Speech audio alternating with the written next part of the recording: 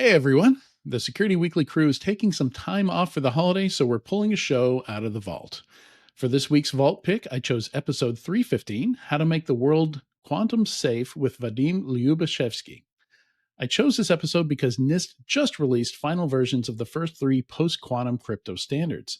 Vadim is a cryptography researcher at IBM and helped design several of these standards. And I'm very fond of this episode because it was a quantum special that we pulled together that answered all the questions I had about both quantum computing, where it's at today, and how quantum computers could theoretically threaten certain kinds of cryptography. If you enjoy this one with Vadim, you should also check out the interview we did with Kayla Lee. I hope you enjoy listening to this interview as much as I did making it. And as always, thanks for watching. This is a Security Weekly production for security professionals by security professionals. Please visit securityweekly.com/subscribe to subscribe to all the shows on our network.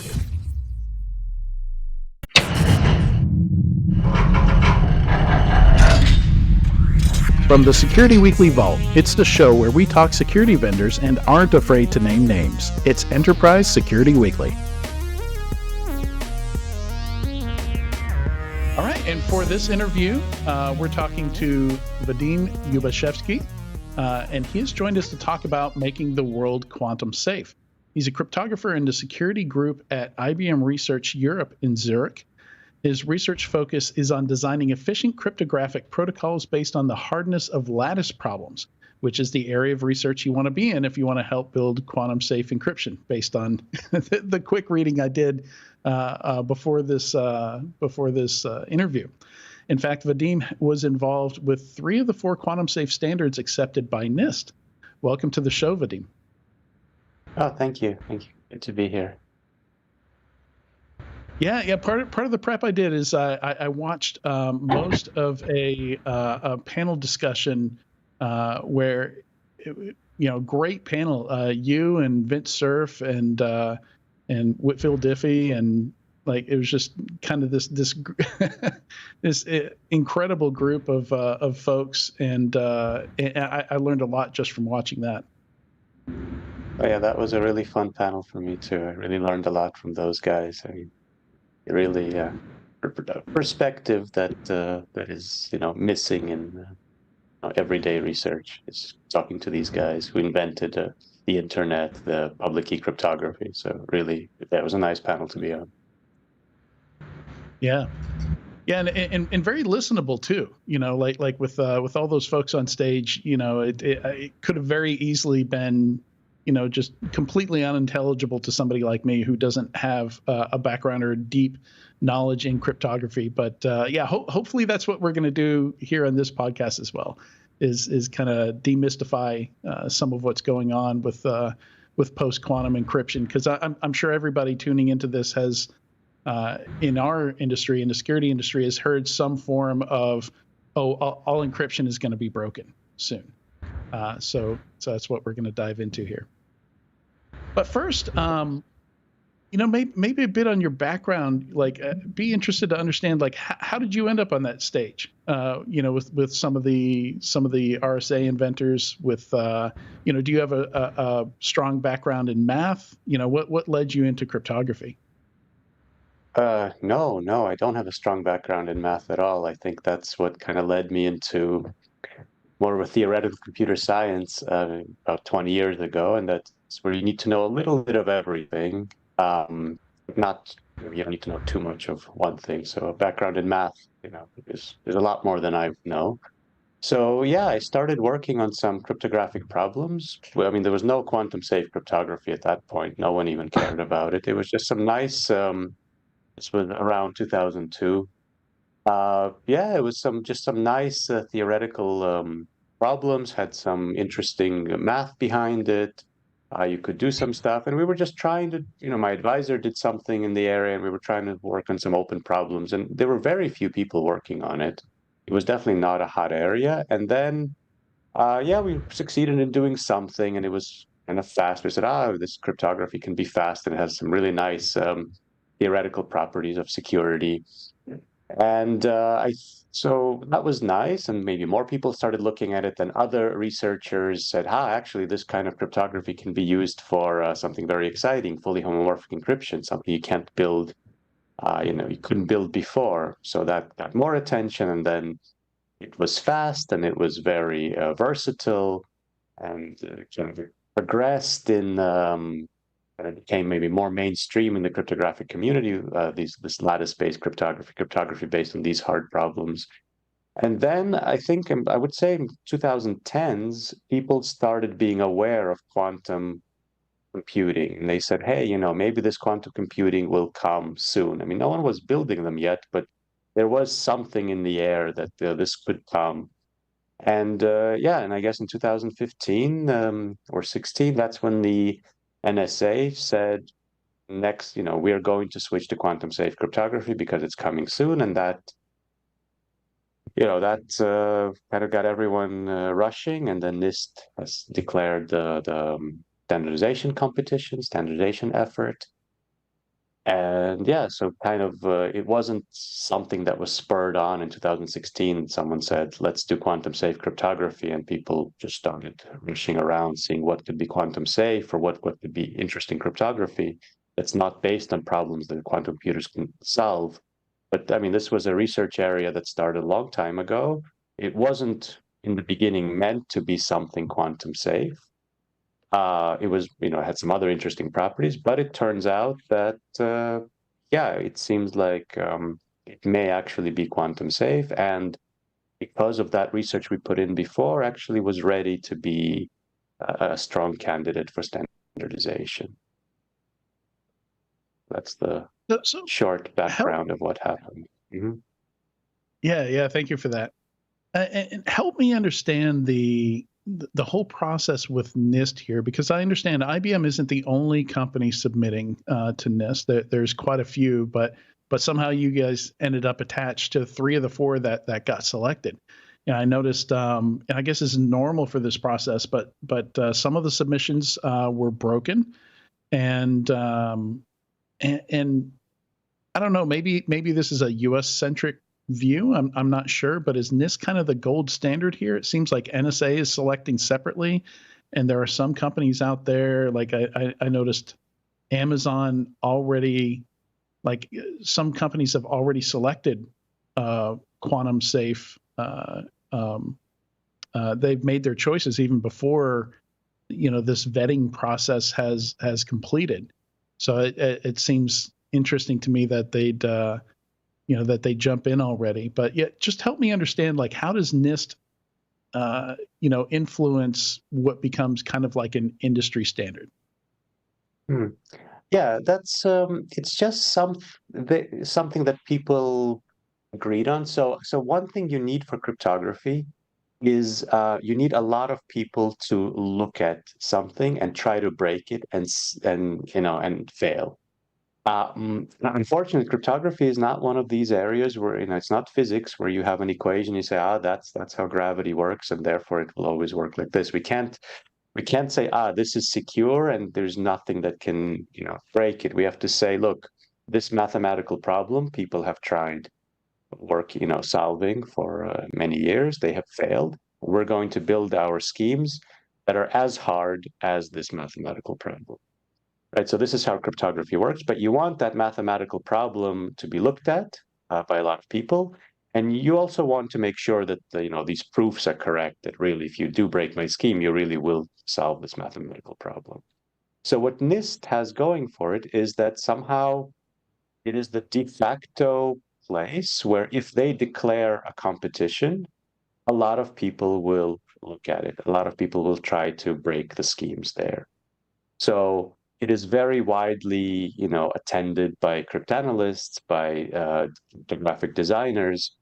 And so whatever comes out of there usually has a good record of being looked at by many people. And this is exactly what you want in cryptography. So all those companies, for example, you mentioned that rolled out their own quantum safe crypto before NIST even declared a standard. IBM was also one of them. We also put in the Kyber and dilithium before they were standardized into some of our products. That was just as a kind of proof of concept, saying, okay, we can, once something is standardized, doesn't matter what,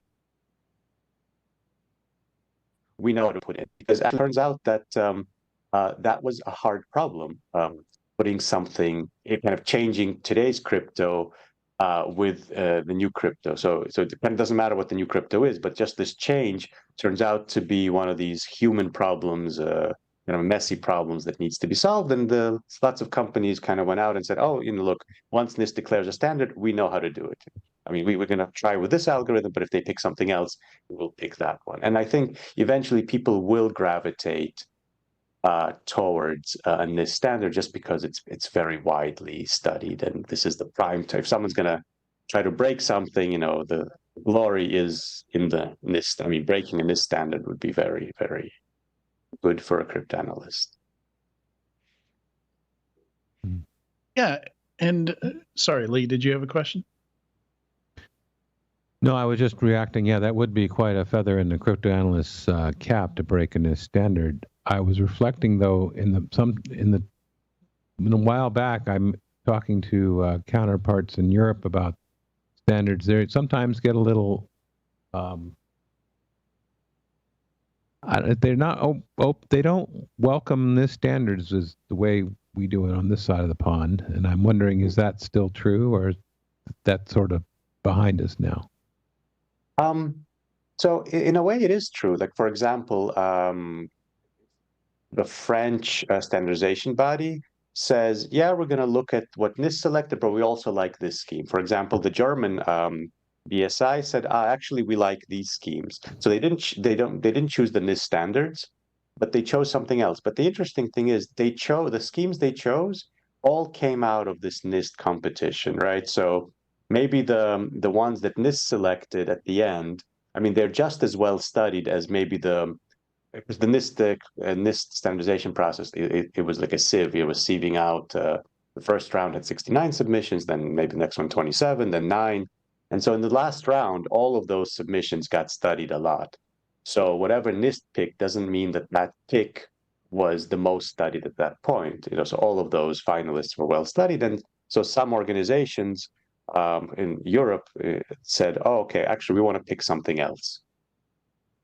Because they have their own opinions, and something that, and it's okay in a way, because those algorithms, like I said, during the competition were as well studied.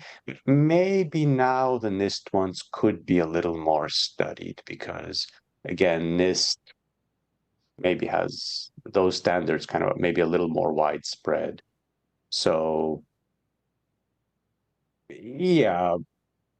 But it's hard to say that the Europeans did something incorrectly just because NIST didn't pick it. It's okay.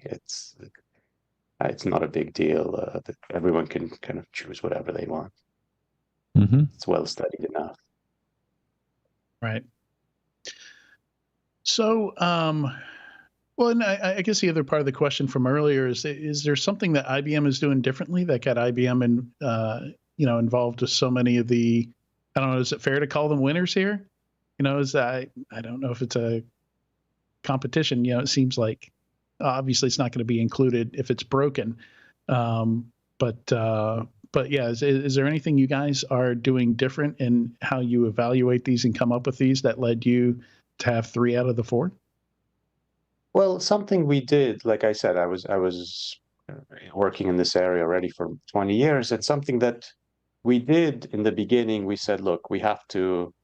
I mean, this NIST thing is a team sport. So you pick a team, and you try to get the best implementers, the best designers, the best cryptanalysts, and the people we got in our group were quite good. I mean, they were known for, they had very varied skills that were very well respected in the community. We had, like I said, I was working on design of the scheme since my PhD. Our cryptanalyst who was working on cryptanalysis since his PhD. We had a person who was working on the implementations for a long time. So we had a very strong team in those in those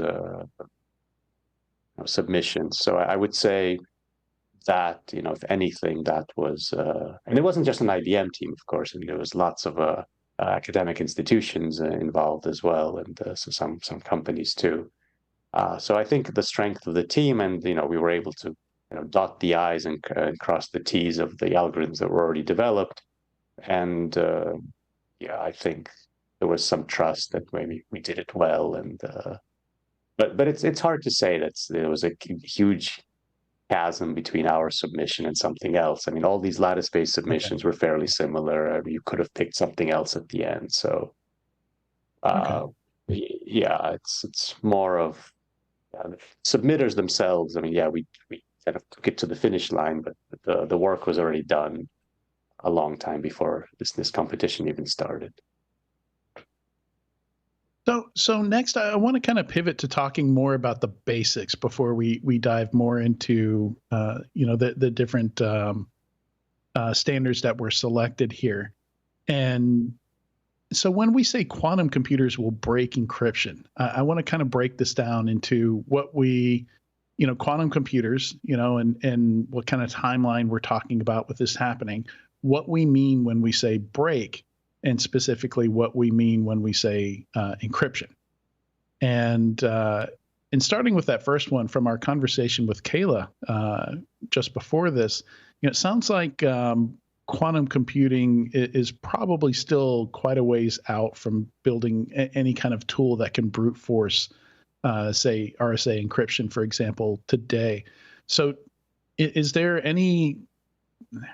I know it's just going to be a guess, but is there any kind of agreed upon time frame that we're looking at here? Are we looking at 5 years out, 10 years out, 20 years? I have no idea, right? I mean, people post these predictions. They say, look, 7 years with 5% probability, 10 years with 20% probability. I'm not quite sure, it's impossible to tell. They did a survey of all the quantum, quantum physicists who are building quantum computers. It's all over the place, right? So there's no information that I can add. So in that sense, I think it was very good what the NSA did, and they just put a timeline, and they said all cryptography must be quantum safe by 2033, and it has to start already by 2030. So it's kind of, you just stop guessing when it's going to be. I mean, all cryptography, that the U.S. government uses. Yeah, so stop guessing when the quantum computer will be built, and just we're telling you when to use cryptography, and that's quantum safe. And the reason is, of course, I guess everyone has heard of this. These harvest and decrypt attacks. So if I store all the encryption now, it's not quantum safe. I can't do anything with it, but once quantum computers come about and I have access to it, I can decrypt everything. So maybe if your secrets are, still interesting in 15 years, you want to start using a quantum safe encryption now. And of course, the time to transition is also something that is not negligible. It take a good 10 years for transitioning our systems to take out the classical crypto and put in the quantum safe. Mm-hmm. And then the next bit I want to touch on is what we mean when we say break. And with different kinds of cryptography, like if we're talking about password hashes, for example, there's different techniques to go about it. There's quicker ways of cracking somebody's password that don't require brute force. But in this case, are we talking about like the approach is trying all combinations? It's a brute force approach here. What do we mean when we say break? Like the theoretical program we're going to someday write for a quantum computer to render this encryption or to find the private key, right? Mm-hmm. Okay, so this is actually a good question. I think break gets used a little too liberally. Okay. So for example, I mean, I think there's categories of like break and weaken. So there's really two algorithms that quantum computers know how to do. Maybe three, I don't know, but there's two main ones. So there's Grover's algorithm, which can search, but faster. So in the square root, so you have a list. So normally you would have to, if you want to find an element, you need on average to search half of them, for example, to find it. But with quantum computing, you can actually search the square root. You can take square root of time to just find something in a list. So I would say that's called weaken, because it's still, you can still create hard problems. Okay, now it's faster, but it's still secure. So for example, people say, okay, AES 128, which should be 128-bit secure, meaning it should take 2 to the 128 time to break. With Grover's algorithm, very optimistically, it could be square root, so 2 to the 64. Well, 2 to the 64 is not very secure. But you can just increase, 250 instead of 128, use 256. Now the square root of that is 2 to the 128. And that's perfectly secure. So Grover's algorithm, I would say, if it really works in practice like it does in theory, which people are quite sure about, these cryptographic primitives, I would say it weakens things like AES and SHA. Whereas there's another class of algorithms. This is called Shor's algorithm, and it's it's not a very generic algorithm. So Grover's is very generic, right? And give any list, square root of time can find an element in it. Shor's, solves very specific problems, but it actually gives you an exponential speed up. So whereas before, solving whatever discrete log problems was exponentially hard, this is not, Shor's algorithm is not going to be square root. It's actually going to be polynomial. So we really go down from something that's, impossible to break to something that is basically almost as easy to break as it is, so almost as easy to decrypt as it is to encrypt. And you can't have something like that. You need this gap to be kind of asymptotically increasing or exponentially, or at least super polynomially. You cannot have this gap be small. So I would say that if an algorithm, says, look, asymptotic, this gap is going to be small between encryption and decryption, that's broken. Anything else, I would say it's weakened. It could be significant. There's definitely different variations of weakened, but weakened. So what quantum computing does, this Shor's algorithm, it actually breaks these mathematical problems which we thought were hard, like factoring, discrete log.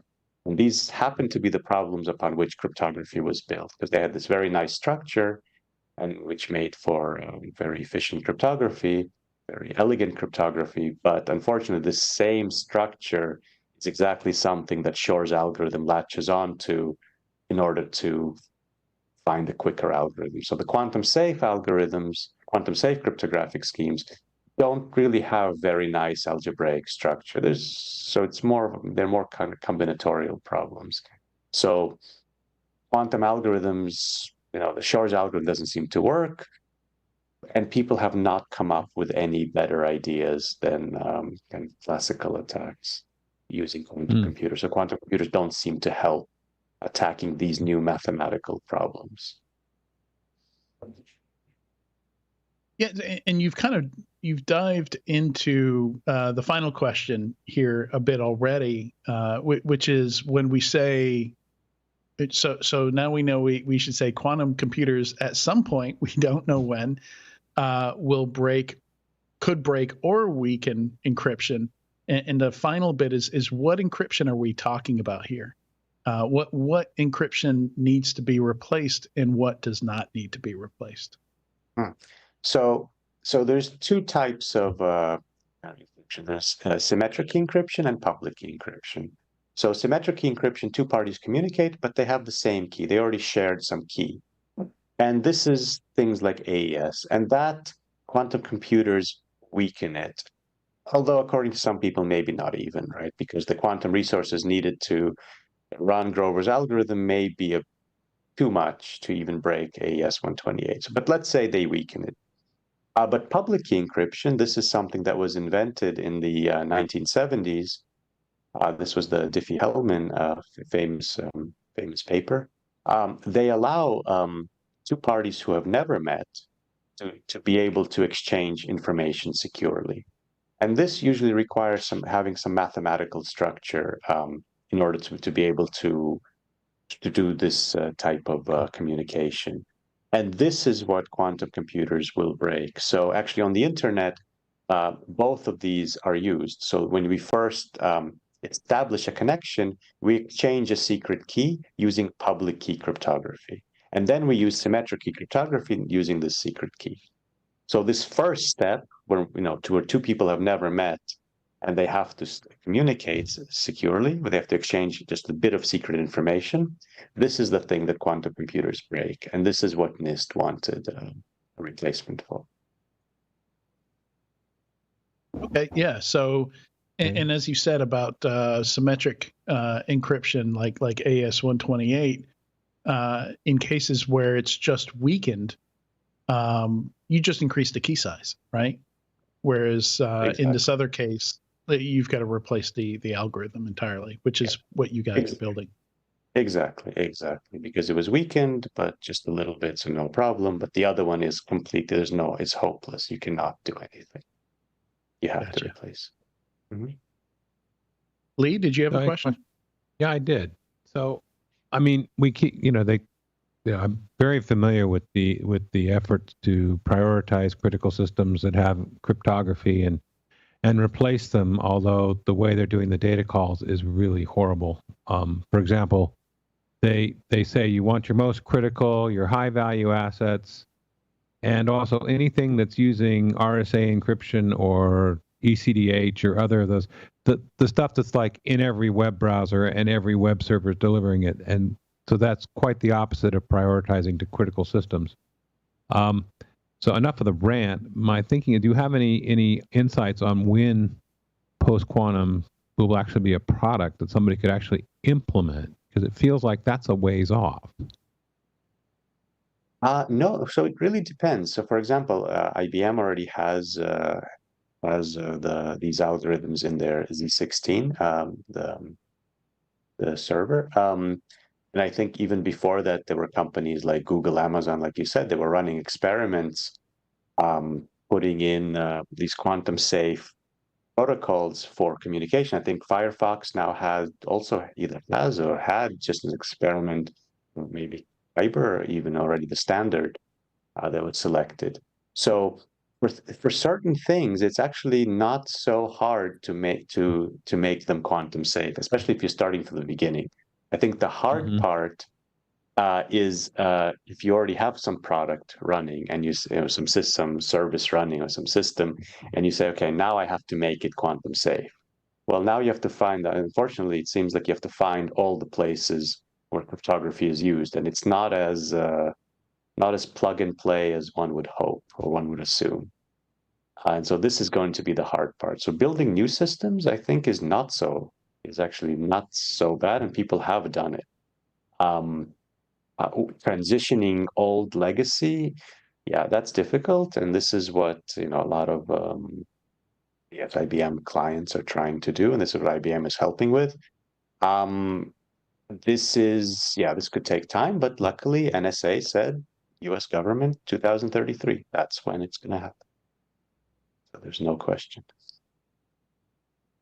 But yeah, I mentioned AWS, and I think it was 2019. You could use Kyber with AWS KMS. They supported for TLS specifically. Maybe. Could be. Yeah. I'm hoping in a post-quantum world we can get some of the sanity back. For example, I've dealt with situations where, you have to have a minimum of this level of security implemented on the system, but at the same time, the requirement is to disable all others.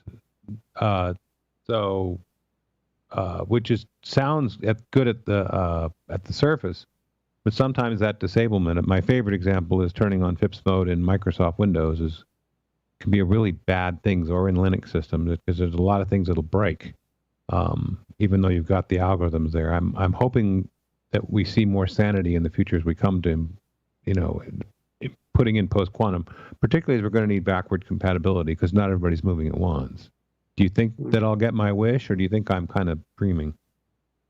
Well, of course, it has nothing to do with quantum safe It's not a per technical se, problem, right? is it? The fact that we're going to be redoing all these systems, maybe, you know, because a lot of them are just things we have from the 80s, and just people kept trying to modify them, adding stuff on, some that makes very little sense, like I don't know, limiting the packet sizes to something very artificially small, because we never thought we would need keys that would be larger than 128 bits. Yeah, so things like these legacy things, which still around, that we will have to replace. Yeah, there is hope that it will be done kind of better. Because I guess in the 80s it was still not really even a research field. It was still something super brand new. I guess people had no idea where they were going with it. But now it's a real discipline, and people say, look, this should be done right. And I'm hoping that if we redo everything because of quantum safe cryptography, we will hopefully redo the annoying the things that annoy you as well. Yeah, so something Lee mentioned, that I saw quite a bit when I was researching implementations that have already gone in. There's a lot of reference to using hybrid algorithms, and I didn't quite understand what they meant by hybrid algorithms. I don't know if they're encrypting using two different algorithms, or if this is an algorithm where they're somehow mixing post-quantum and pre. So I don't know if you can shed some insight on that, Vadim. Yeah, so I think in the context of quantum safe cryptography, what they probably mean is using a known algorithm, for example, like elliptic curve discrete log for encryption, and something new, Kyber, for example. So the advantage of that is that, well, we have studied these other algorithms that we've been using right now for longer. And whereas these quantum safe algorithms, while we've been studying them for several decades as well, they are not, they haven't been as widely used, so maybe not as big a target as the things that are currently used. And therefore, you don't want to make things weaker. So for now, let's encrypt them with both algorithms. So at least with a classical computer, we're still secure. Against quantum computers, of course, elliptic curve cryptography is useless. But at least for now, we're going to still be as safe as we are. So this is the point of hybrid mode. And I think most people think it's a good idea. The NSA said it's not necessary. They have a lot of faith in lattice cryptography, possibly because they've been studying it for a long time themselves. I would guess that must be the reason they have so much faith in it, because I think they pick a problem, then they put a lot of resources into it, and maybe lattice cryptography was that they put a lot of resources in, and they have confidence in it. But I think for the rest of the world who maybe is not as familiar with lattice cryptography, they feel safer using hybrid mode, and this is okay. Okay. You've mentioned NSA a couple of times, which made me think of some of their other crypto, like Suite B and stuff. Have they talked about that type of where it sits?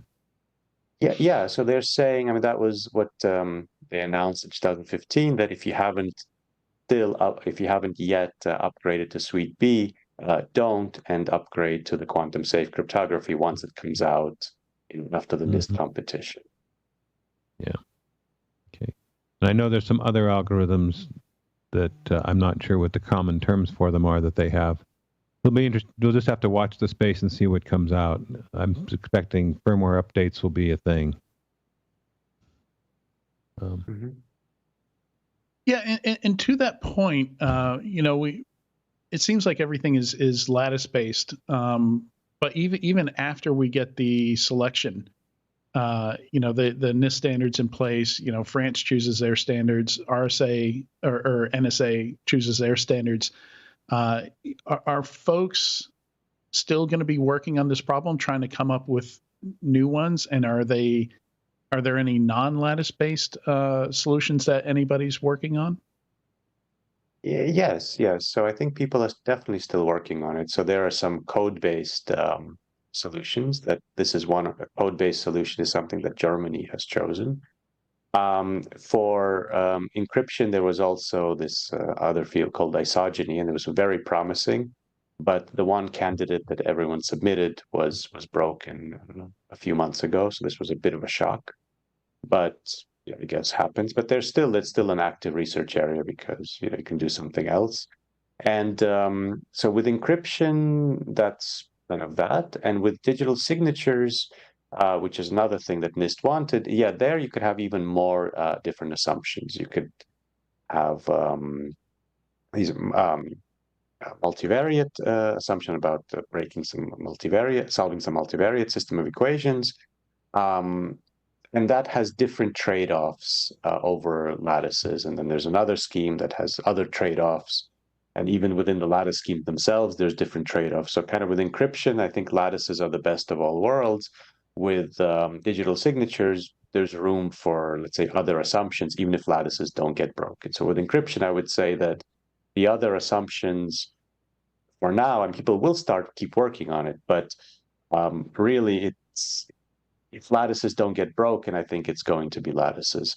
For digital signatures, it could be different things for different situations. And people are going to keep working on this. This is, because you never know if somebody comes up with another quantum algorithm and then it breaks some schemes we have, like lattices and codes, and now you need something else. So, yeah, so this is definitely still a very active area of research.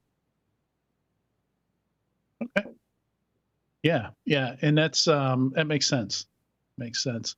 And you mentioned digital signature algorithms, and like the different types of standards that have come in here. And so maybe before we wrap here, let's talk about that a little bit, because and also I'm kind of curious if the Kyber and dilithium names with crystals are those sci-fi references intentionally, or is that coincidence? Well, crystals actually stands for something, cryptographic suite of algebraic lattices, and then I mean Peter Schwabe was on the team. He was a big Star Wars fan, so he said Kyber should be the crystal we choose, and because it starts with K, because encryption is a key encapsulation. And then digital signature, so he wanted a crystal with D, so it's kind of mixed Star Trek into it. Hopefully, doesn't offend too many people. But very important we put that to rest, and we make sure that that's well known. we know that they're not from the same show. We Okay. And of these, so there's crystals, Kyber. So maybe talk a little bit. Crystals, dilithium. There's Falcon, and then there's I assume you'd say Sphinx. Like the Sphinx Plus, Egyptian Sphinx. Maybe let's talk a little bit about why these four were chosen and what these four can be used for. Yeah. So Kyber is the only encryption scheme or key encapsulation method that was chosen. So that's really for encryption for secrecy. The other three are digital signature schemes, and they are for proving authenticity. So to prove that, hey, it really is me talking.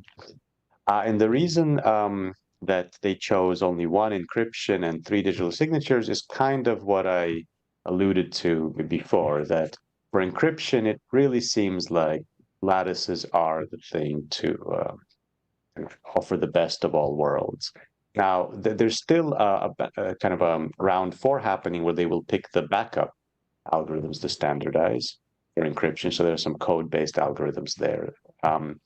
But I think they felt that at this point, it really makes sense to just, focus on Kyber. NIST did, and the NSA also was happy with that. For digital signatures, there isn't, the best of all worlds solution. So dilithium was very easy to implement, but produces slightly larger signatures and public keys.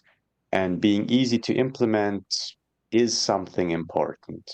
Now, Falcon is more efficient in terms of output sizes, but it requires floating point arithmetic. Also, you can get rid of it. People have gotten rid of it now in similar schemes, but you still have to, pick random values from a weird Gaussian distribution, whereas we're only used to picking random numbers, uniformly random numbers. So picking from a different distribution is not so trivial, especially on constrained devices.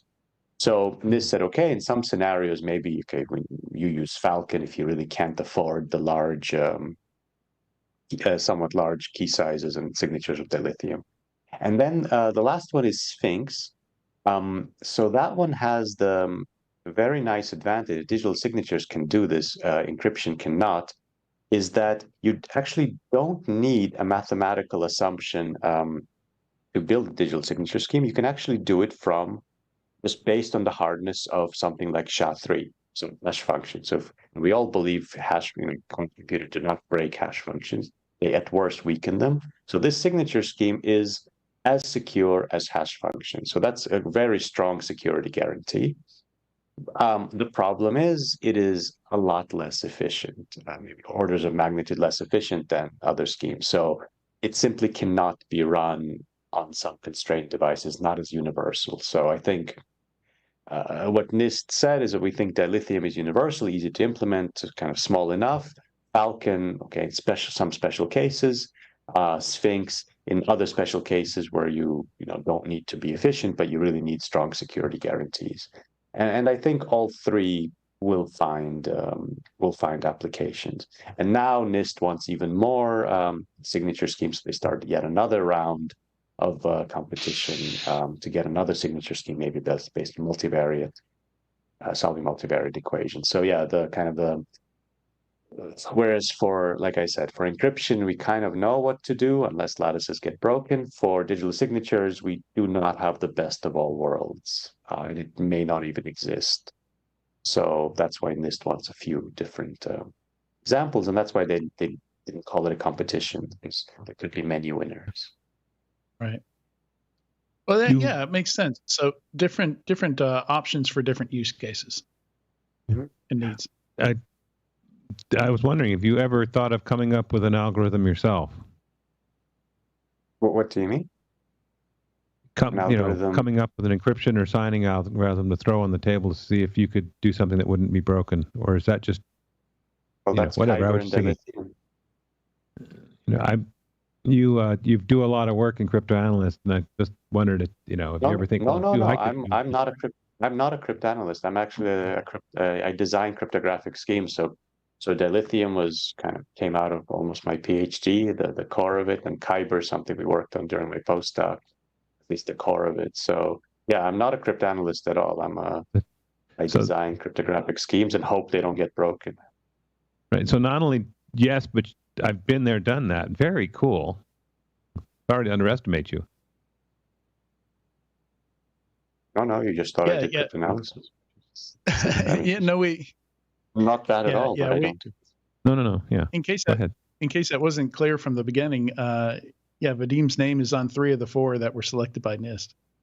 And I wasn't paying attention. That's my bad, not his. And I'm sorry about that. I'm trying to nicely not call you out here, Lee, for not listening. And I'm throwing myself under the bus because I'm embarrassed. It's okay. It's all good. You guys are very kind. All right.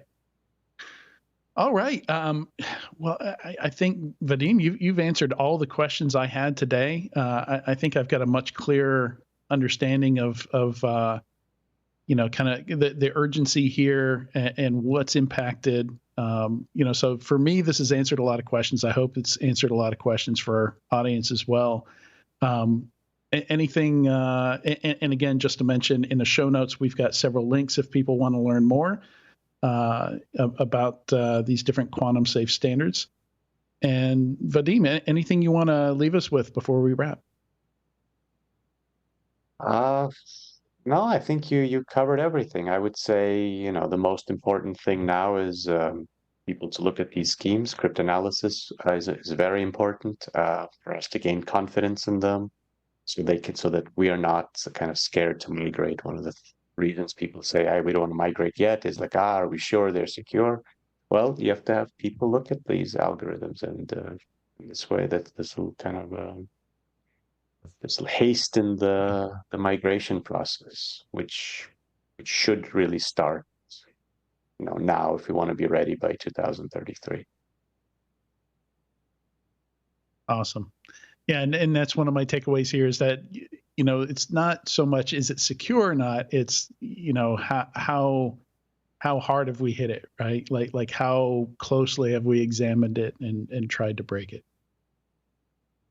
Oh, yeah, I suppose, but things can be secure or not secure, so it's not, it's not if something is secure and a lot of people look at it, it's not going to become less secure. It's just we don't Right. know if to call it secure or not. Yeah, gaining confidence is the most important thing. Cryptography. Gotcha.